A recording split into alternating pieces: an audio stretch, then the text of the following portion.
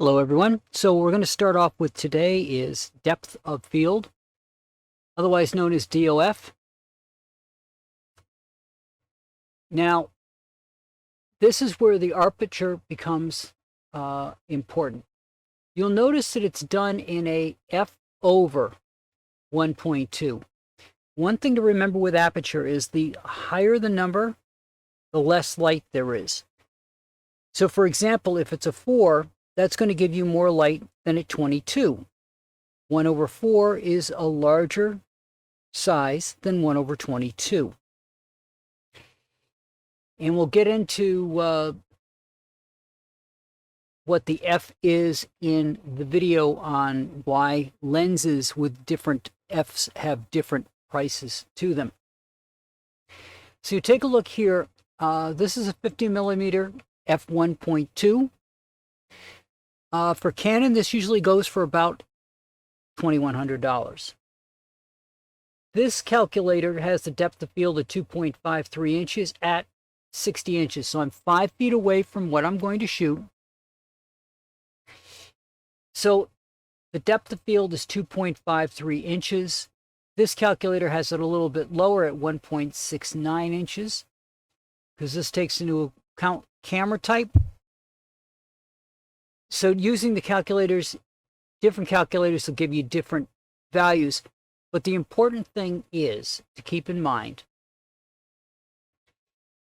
when you're using one of these lenses with a very low focal, so this is a 1.2,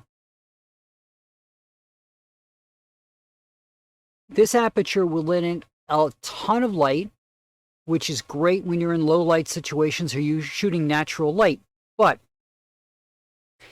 if you've got this all the way down to 1.2, less than 3 inches or less than 2 inches, depending on the calculation you're looking at, is going to be in focus. Remember, this is where we get into bokeh. And if you take a look at some of the pictures that I have of flowers, I have a 50 millimeter 1.8 that I use.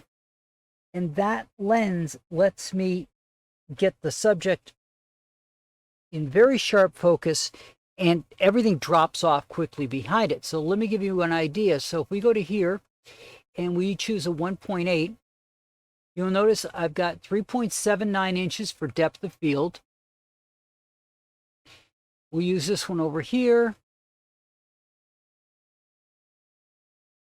And this one calculates it at 2.56. So when I'm taking a picture of a flower, unless there's another flower within 3 inches, and again, focal length, I think this has a better graph of it. See how it's broken down?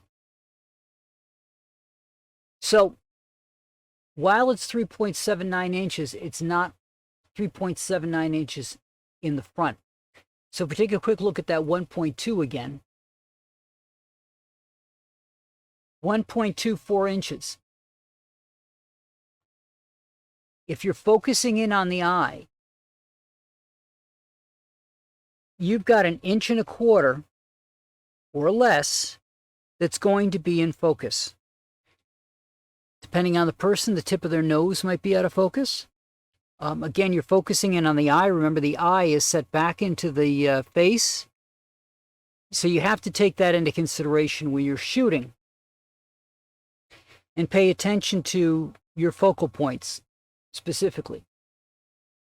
But going back to that 1.8 with the 3.79 inch focal,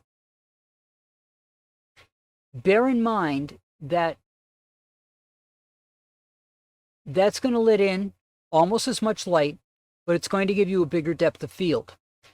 That lens is about $160 for Canon. All right, so let's take a look here at another one. I'm going to go to 400 millimeters. Now, I have to switch to feet. Now, remember, whatever you choose in here, and the reason I didn't go 5 feet is because if I do 5 feet and calculate, I'm down to foot categories, and I didn't want to do that. So put the 50 millimeter back in here. 0.21 feet. It's easier to use inches when you're down into the foot range. But for this one, I had an f8,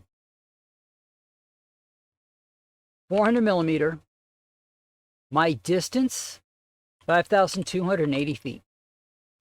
So if you've seen the image that I have of Fort Ticonderoga, it's the one that I used for the Wednesday pitch for the retouches that I'm going to be doing for Friday's Live.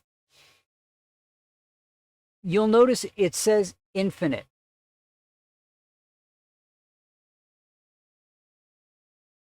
And that's because the nearest sharpness is 2,000 feet away. So anything closer than 2,000 feet is going to be a little bit out of focus, but everything beyond it's going to be in perfect focus. We'll come over here. We'll do the f8, 400, 5,280. And feet. You'll see the same thing here, although this says the depth of field in front is 3,000 feet away. So again, both of these have a camera adjustment to the degrees of freedom or depth of field. And they have some very advanced calculators in here that get much more in depth on certain things. But the lens that I used for that was an f8. It's a $650 lens, currently on sale for $500 at Canon. But everything that I was going to take a picture of at 400 was basically going to be in focus. It's at f8, I'm at 400 millimeters. If I were to shoot something directly in front of me, let's say I was 12 inches away, well, it's going to be blurry. I'm too close to the subject. It's a 400 millimeter lens. Now, f8 allows for less light than the f1.8. Again, 1 over 1.8 is larger than 1 over 8. The other one I want to take a look at here is a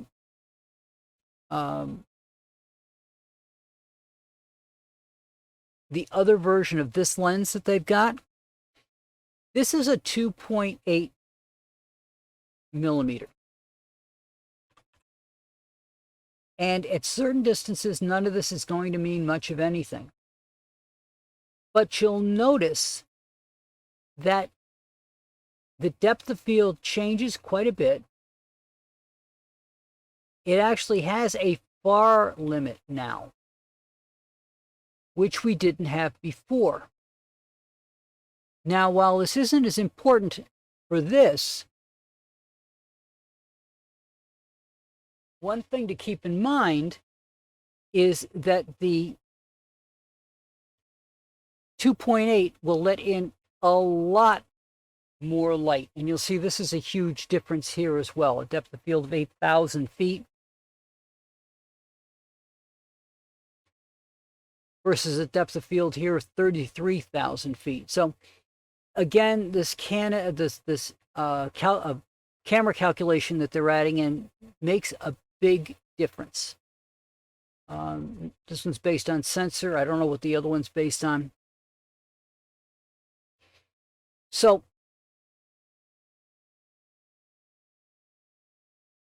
let's change that to a digital compact with 1 inch, and that changes it a little bit. So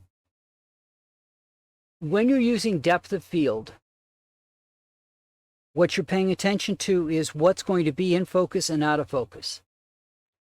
With the 2.8 at 400 millimeters and a mile away, you're pretty much going to have everything in focus. But remember, part of that's still going to be out of focus. You've got about 6 more miles of in focus before it drops off. But again, a lot of these aren't being taken for portrait shots. You're going to use a 400 millimeter to take a landscape. You probably want the entire mountain in focus, so that doesn't matter. But that's what depth of field is, and you can see how they're calculated. Again, most people are going to use a 85 or a 50 millimeter lens. We drop it down to even 2.0. Let's say we're 60 inches away. 85 millimeter, you're down to 0.71 inches. Less than an inch of what you're photographing is going to be in focus. If you were taking a photograph of a bodybuilder, for example, and you're concentrating on their eye, their muscles will be blurry. They will be out of focus with an 85 millimeter at f2.0 and a distance of 5 feet. So what happens if we're 10 feet away?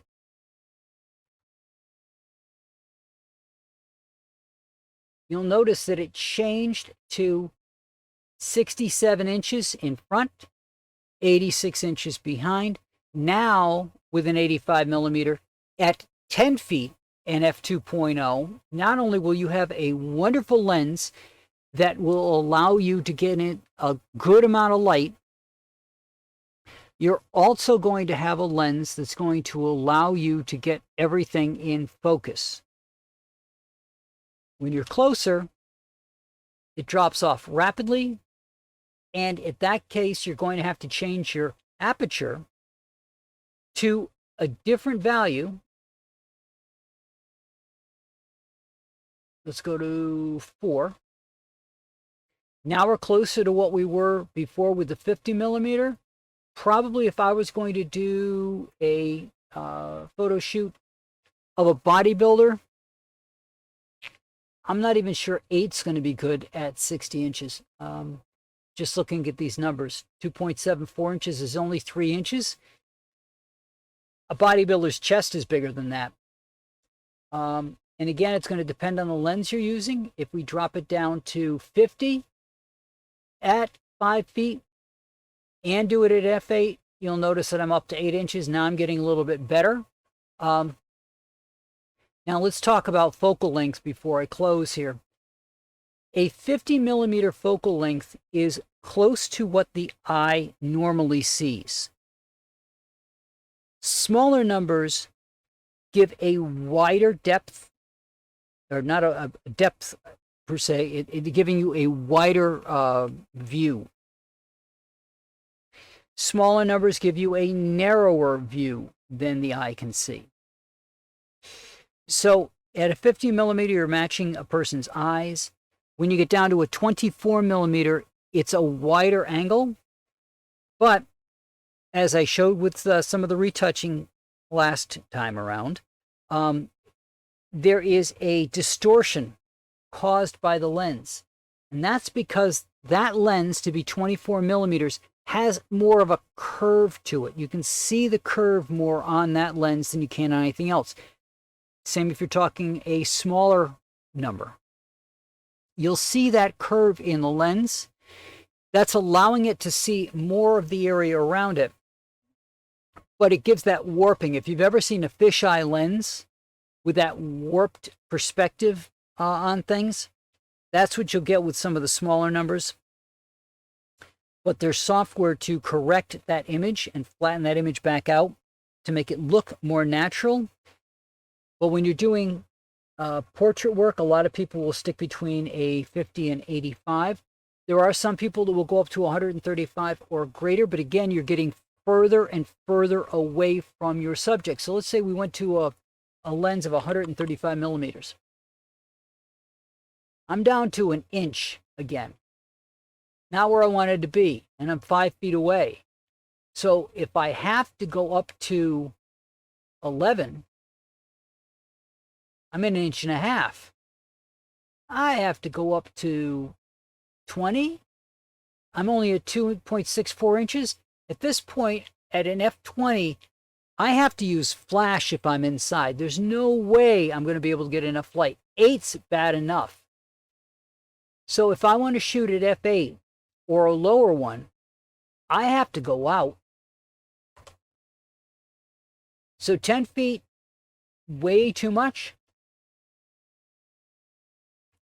Well, let's say we double it, or 10 times was way too much. We got to 120 inches here,